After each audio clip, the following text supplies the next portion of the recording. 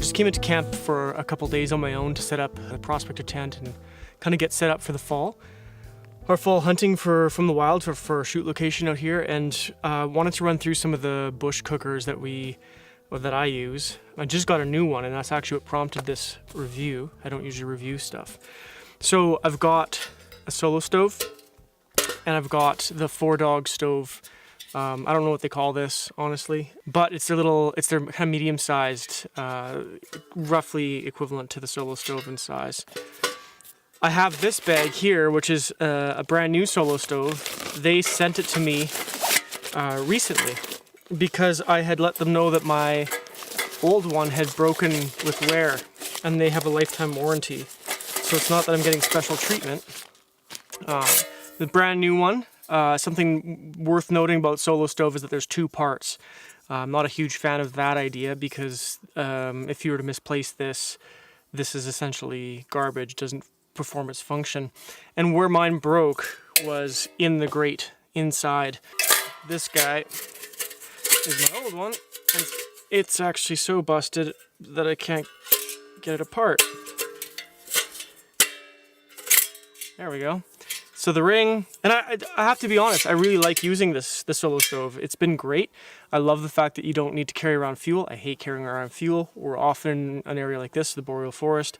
But the inside of here is all the little wires that they use as a mesh floor for the fire are all just junk. With heat and cold and heat and cold and heat and cold, they've just fallen apart. So they sent me a new one, and I was hoping that they would have designed it differently by now, but no.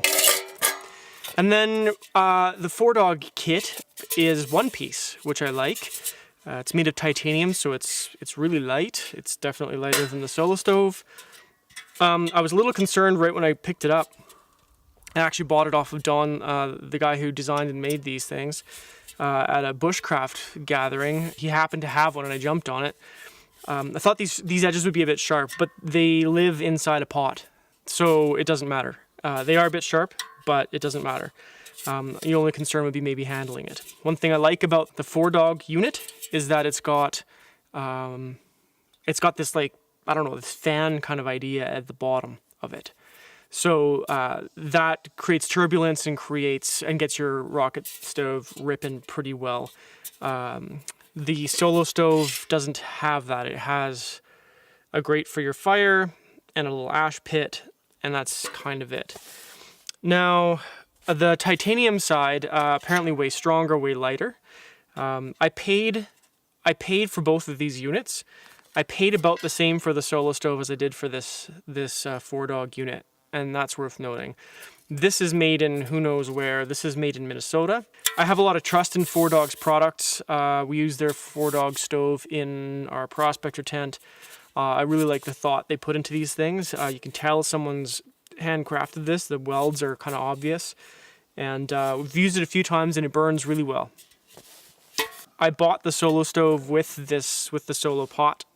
When assembled, it stands really nice. It sits nice. This has got water in it. I find these bush cookers are all kind of a bit awkwardly top heavy, which bugs me a little bit, but you kind of figure out, how to make do. You don't work on a log like this that's slanted. It sits equally well on the titanium 4-dog unit. They seem to be equally stable. The 4-dog unit is, I would say, physically smaller than the solo stove.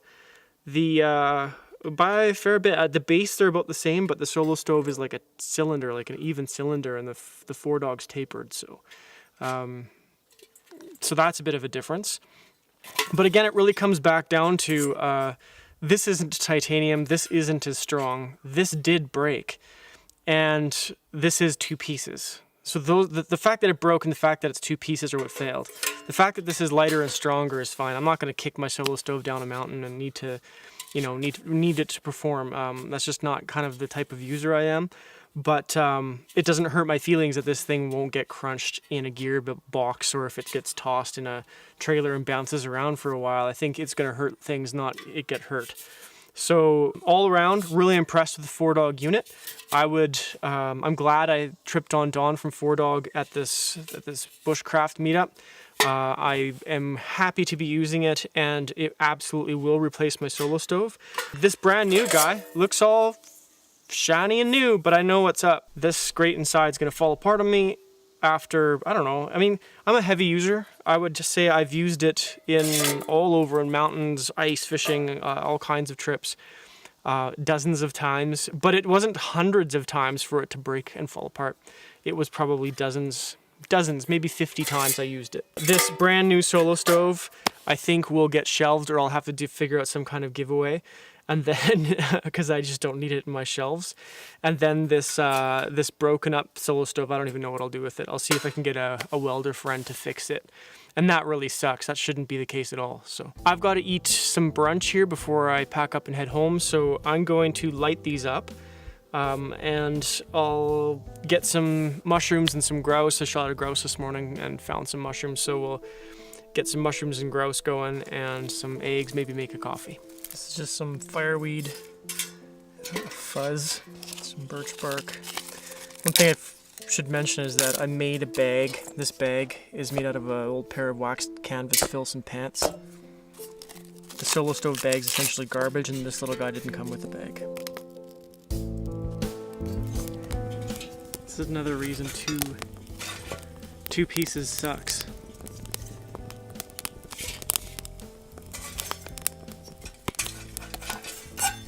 You can start the fire with it on.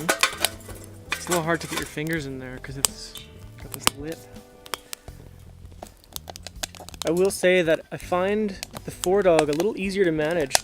One, the solo stove, you can only get in here. Like, you can only access this one point. And the 4-dog you can access from any side, which is handy. And then the fact that the fire kind of falls inside the tin means that when I'm feeding it, it's a little awkward. But whereas the 4-dog seems easier to feed. Now that said, this seems to want to kind of channel that flame nicely into a singular flame. You can see that well right now. Whereas maybe the 4-dog isn't quite as good at that. Hard to say and hard to know if that matters. The solo stove definitely does seem to really channel that flame into a singular unit. We'll see if the 4-dog can catch up. It was a sloppy start for this solo stove, and the 4-dog seemed to just be easier to manage in general.